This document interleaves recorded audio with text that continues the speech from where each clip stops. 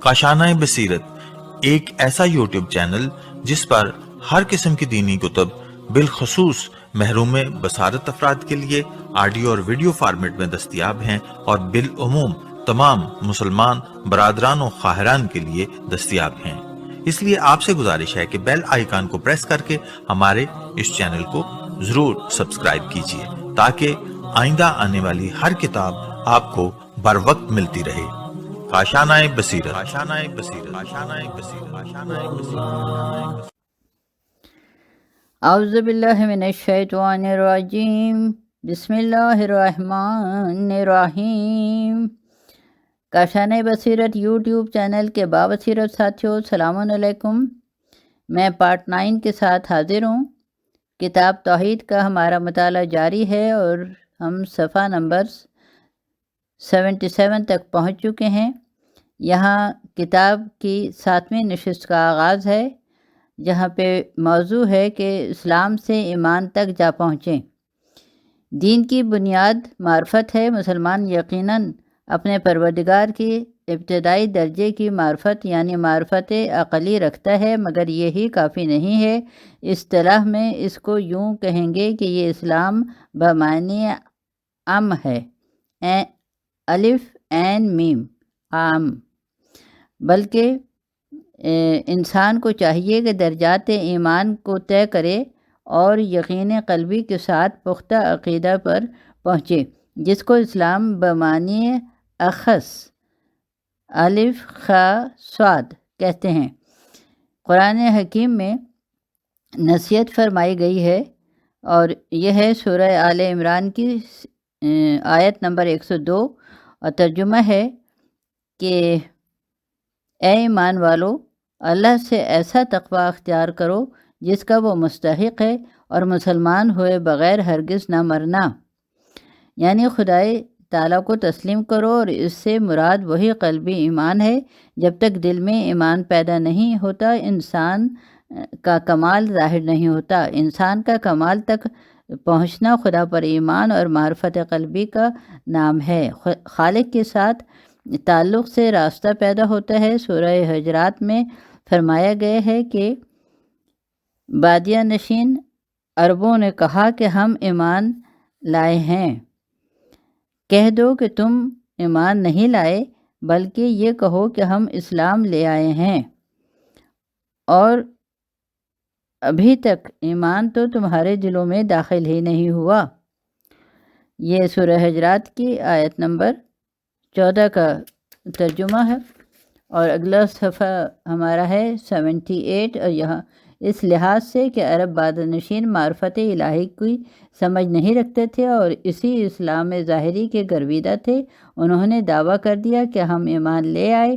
اس آیت میں تشریح فرما دی گئی ہے کہ یہ اسلام کا ظاہری درجہ ہے اور اس میں ایسی کوئی چیز نہیں جو تمہیں کمال تک پہنچائے، ہاں مگر اتنا ہے کہ یہ ایمان اور اعتراف قلبی کے لیے ایک زینہ فراہم کرتا ہے۔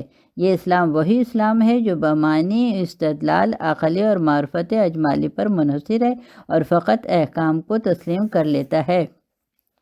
اگلا پیراگراف ہے کہ کوشش کریں کہ ایمان قلبی پیدا ہو تاکہ آپ کمال تک پہنچ سکیں۔ وہ کمال معرفت تصدیق بہی، اور وہ ایمان جو تمہارے دلوں میں حق کی تصدیق اور ہستی وحدہ لا شریک کے آگے خشوع و خضوع اور محبت کے ساتھ دل کے جھکاؤ کے ساتھ موجود ہو، کہ دل میں ایمان اور علم کا نور پیدا کر دے، نفس کے پردوں کو ہٹا دے، حتیٰ کہ خود نمائی، خود پسندی اور خود پرستی سے نجات پا کر مستقل وجود کے وہم سے بالا تر کر دے۔ جب تک یہ ایمان حاصل نہیں ہوگا، رب العالمین کی طرف نگاہ امید کیسے اٹھ سکتی ہے؟ جب تک خود پرستی کا وہم برطرف نہ ہو جائے، حقیقت کیسے ظاہر ہو سکتی ہے؟ کیونکہ انسان ممکن الوجود ہے، یعنی اس کو ایک محدود وقت کے لیے ہستی دی گئی ہے اور یہ اس کے عین ذات نہیں ہے، اور حالت تو یہ ہے کہ خود پرست اور خود پسند انسان یہ باور نہیں کرتا کہ وہ اپنے وجود، اپنی ہستی اور اس کے آثار میں 100% اللہ کا محتاج ہے۔ واجب الوجود فقط وہی ایک ذات ہے کہ جس کی ہستی میں ذات ہے اور وہ وجود فقط اسی کا ہے۔ اس کے علاوہ تمام مراتب ہستی ذات کے لحاظ سے کافی ہیں۔ چاہیے کہ وجود کو ذات کا فیض اور عطیہ سمجھا جائے۔ جب تک اس معنی کو نہ سمجھیں اور اپنے آپ کو مستقل موجود گمان کرتے رہیں، اس وقت تک یہ کیسے ہو سکتا ہے کہ خدا شناس بن جائیں؟ اگلا موضوع ہے کہ اپنی عاجزی اور احتیاج کو باور کرنا خود پرستی کا علاج ہے۔ یہ پیج نمبر ہے 79۔ وہم و گمان پر مشتمل حجاب، جس کی وجہ سے آدمی یہ سمجھتا ہے کہ سچائی وہم و باطل ہے، کا علاج کرنے کے لیے مجاہدہ ضروری ہے۔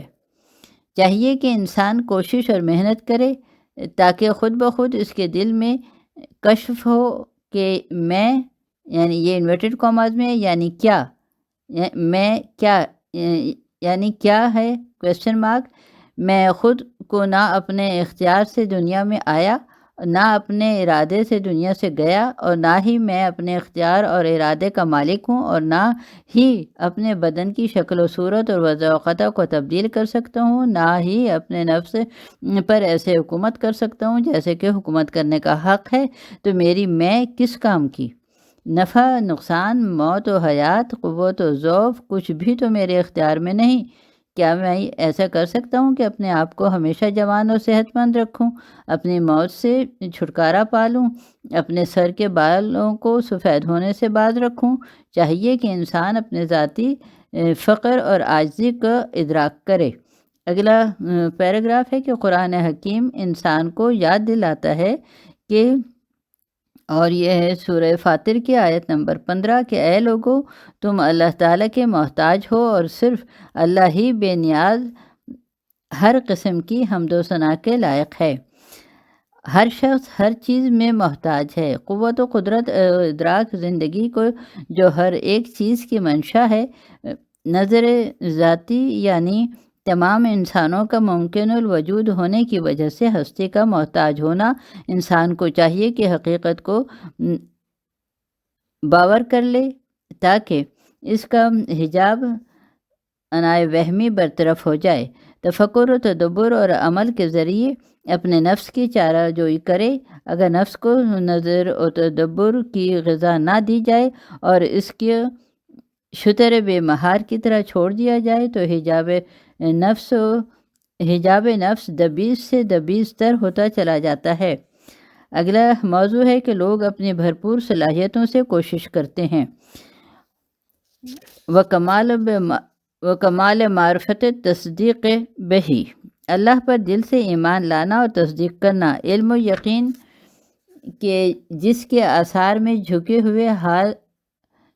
ہوئے دل کے ساتھ محبت کرنا، حق کے آگے عجز و نیاز شامل ہے، یکدم پیدا نہیں ہو جاتے اور نہ ہی یہ کسی حد تک محدود ہیں، بالکل ایسے ہی جیسے اللہ تعالیٰ لامحدود ہے، اس کی معرفت بھی لامحدود ہے۔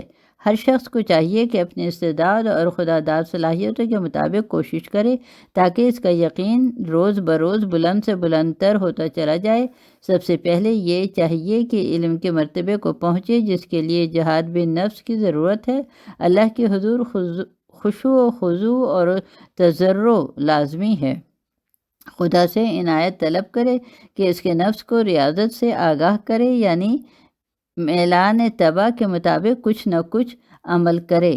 یہ صفحہ نمبر 80 ہے۔ اور اگلا پیراگراف ہے، جب انسان علم الیقین تک پہنچ جائے تو وہاں پر رک نہ جائے، کیونکہ ابھی اس کے حجابات برطرف نہیں ہوئے، البتہ کم ضرور ہو گئے ہیں، اور جب تک اس کے حجابات مکمل طور پر ختم نہ ہو جائیں اپنے مجاہدہ کو یوں ہی طول دیتا جائے۔ اگلا موضوع ہے کہ تاریکیوں اور روشنی کے حجابات۔ روایات کے ذریعے یہ بات ہم تک پہنچی ہے کہ بندہ اور اس کے رب کے درمیان 70,000 حجابات تاریکیوں کے اور اسی قدر نورانی حجابات حائل ہیں۔ البتہ یہ ایسے مطالب ہیں جو ہمارے ادراکات سے بالا تر ہیں۔ انہیں صرف ایسے افراد سمجھ سکتے ہیں جو انگلیوں پر بآسانی گنے جا سکتے ہیں۔ جب انسان علم الیقین کے مرتبے پر پہنچتا ہے تو تاریکیوں کے کچھ حجابات برطرف ہو جاتے ہیں۔ ایسا نہیں ہوتا کہ تمام کے تمام حجابات جو کہ حجابات ظلماتی، جہالتی، کبر، حسد، حرص دنیا اور ریاکاری وغیرہ کے ہیں، برطرف ہو جائیں۔ علم کے حجاب اکبر ہونے سے کیا مراد ہے؟ یہ کویسچن مارک ہے، یہ موضوع ہے، اور بعض بزرگوں نے علم کو حجاب اکبر کے طور پر متعارف کروایا ہے۔ بظاہر اس سے مراد نورانی حجابات ہیں۔ یہ جان لینا چاہیے کہ صاحب کلام نے علم کی مذمت نہیں کی بلکہ علم کے رکاوٹ ہونے کی خبر دی ہے۔ یہ صفحہ نمبر ہے 81۔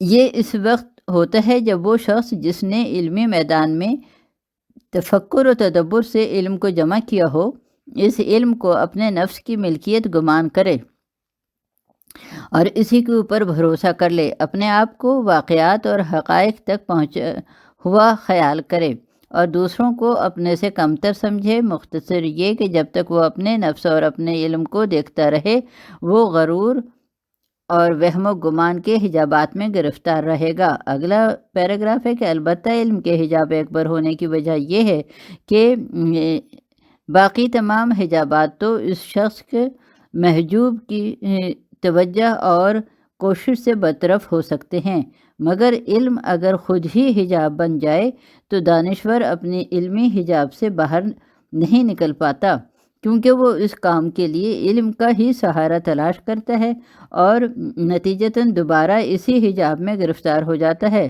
ہاں، اگر اللہ کا فضل و کرم اس کے شامل حال ہو تو اور وہ اس کو اس کے علم سے نجات دلا دے تو یہ الگ بات ہے۔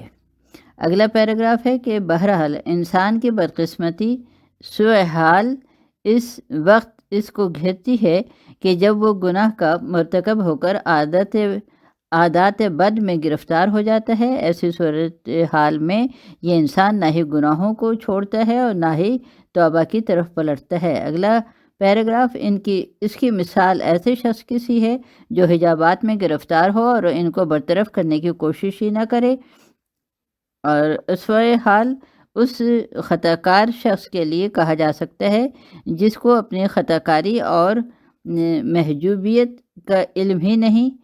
ظاہر ہے کہ پہلے شخص کے لیے تو نجات اور آزادی کی امید رکھی جا سکتی ہے، مگر جیسے کہ ظاہر ہے کہ دوسرے شخص سے تو یہ توقع بھی نہیں رکھی جا سکتی کہ وہ اللہ کے فضل و توفیق کا مستحق ہو جائے۔ اگلا پیراگراف بالفاظ دیگر، پہلا شخص سوء حال اور جہل بسیط میں، جبکہ دوسرا شخص اسوء حال جو ہے وہ جہل مرکب میں گرفتار ہے۔ اگر آدمی یہ چاہے کہ اس کا علم حجاب نہ بنے تو اسے چاہیے کہ تحصیل علم کے ہمراہ تزکیہ نفس، جہاد بن نفس اور ریاضت کو بھی بڑھاتا جائے تاکہ جتنا علم بڑھے اور وہ اس کے راستے میں معاون و مددگار ہو، نہ کہ اس کی رکاوٹ ہی بن جائے۔ اور اگلا صفحہ ہے یہ 82، اور اسی پہ اگلا موضوع ہے کہ قلبی مشاہدہ اور علمی فراوانی۔ علم یقین کے بعد کوشش کریں کہ علم عین الیقین تک پہنچیں، کیونکہ کمال علم عین الیقین ہے۔ علم الیقین سے عین الیقین تک پہنچے کیونکہ اسی کا نام رویت قلب ہے۔ جب اس حد کو پہنچ جائے تو وہاں پر رک نہ جائے بلکہ اس سے بھی آگے بڑھے، کیونکہ ہر صاحب علم اور دانا کے علم اور دانائی سے بڑھ کر علم اور دانائی موجود ہے۔ اور پھر یہاں پر ہیں یہ سورہ یوسف کی آیت نمبر 76 اور اس کا ترجمہ کہ اس وقت یوسف نے اپنے بھائی کے سامان سے پہلے ان سب کے سامان کی تلاشی لی اور پھر اپنے بھائی کے سامان سے اسے برآمد کر لیا۔ اس طرح ہم نے یوسف کو چارہ کار یاد دلایا۔ وہ مصر کے بادشاہ کے آئین کے مطابق اپنے بھائی کو ہرگز نہیں لے سکتا تھا، مگر یہ کہ جیسا اللہ چاہے ہم جس شخص کو چاہیں درجات بلند کرتے ہیں، اور ہر صاحب علم کے اوپر ایک عالم ہے۔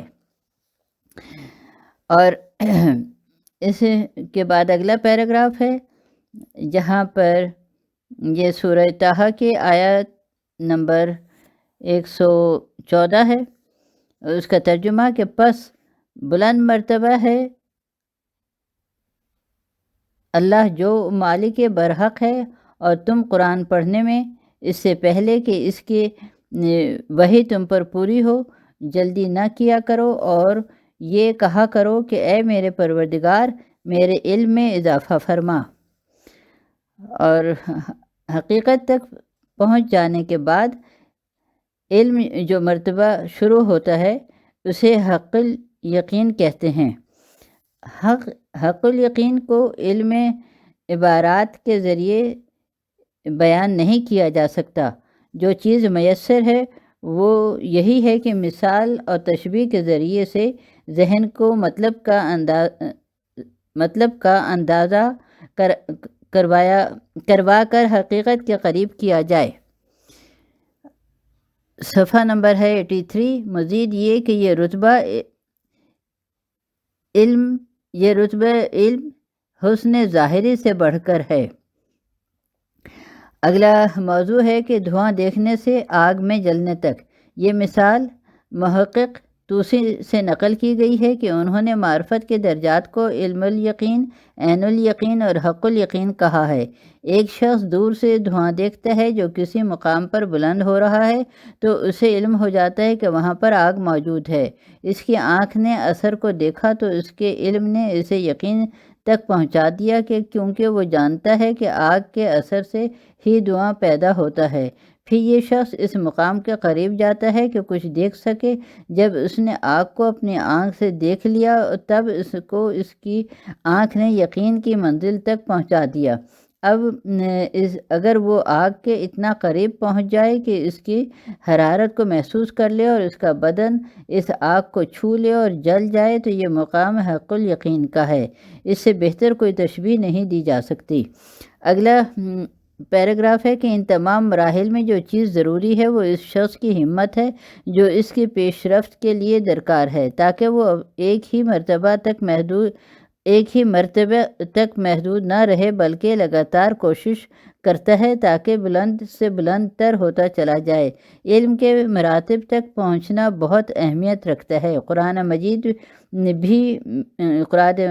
میں بھی اسی کا حکم دیا گیا ہے، اور یہ سورہ محمد کی آیت نمبر 47 ہے کہ پس جان لو کہ اللہ کے سوا کوئی معبود نہیں، اور اپنے گناہوں نیز ایماندار مردوں اور عورتوں کے لیے استغفار کرو، اور خدا تعالیٰ تمہارے چلنے پھرنے اور ٹھہرنے کی جگہ کو جانتا ہے۔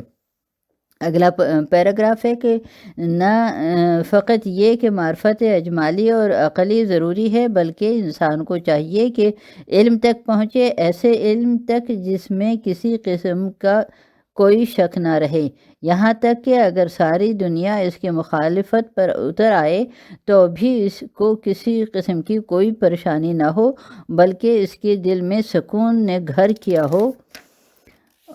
عین الیقین تک پہنچنا اور اس سے بالاتر روحانی حوالوں سے جو کہ صاحب عین الیقین کے لیے درجات مقرر ہیں، ایسے کہ اب بھی بہشت روحانی میں موجود ہے، ذاتی طور پر اپنے کو اللہ کا محبوب دیکھتا ہے اور خدا کا ادراک حاصل کرتا ہے۔ اگلا موضوع ہے کہ اشتیاق رکھنے والے افراد کا قرب حق۔ ہم دعائے کمیل میں پڑھتے ہیں یا غایت اعمال العارفین، اے اہل معرفت کے آرزوؤں کی عنایت نہائی۔ عارفین کی منتہائی آرزو خدا ہے اور ان کی تمناؤں کا ہدف اللہ کا قرب و وصل ہے۔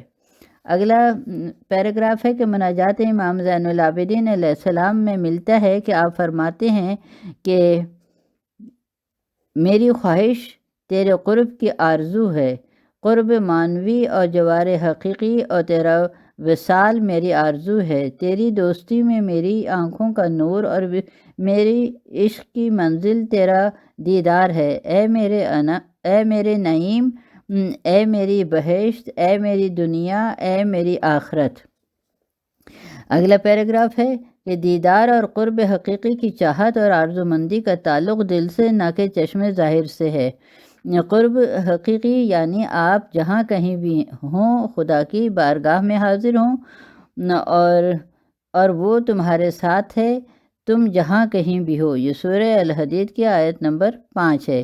یہ قرب کو چاہتا ہے۔ قرب ایک رابطہ ہے جو کہ حلول اور اتحاد نہیں رکھتا۔ ایک موجود کا دوسرے موجود کے ساتھ اتصال یا ایک موجود کا دوسرے موجود سے دور ہو جانا یہاں مراد نہیں ہے، بلکہ حجابات کا اٹھ جانا مراد ہے۔ انسان سمجھتا ہے کہ وہ خود اور تمام موجودات اللہ کے اسم ہیں اور حق کی نشاندہی میں مستقل طور پر موجود نہیں ہے۔ وہ مطمئن ہو جاتا ہے کہ اس کی ہستی اور ہر موجود کی ہستی خدا سے ہے۔ اور پھر سورہ نور کی آیات ہیں، اللہ نور السماوات والارض، اللہ آسمانوں اور زمین کا نور ہے، اور الحی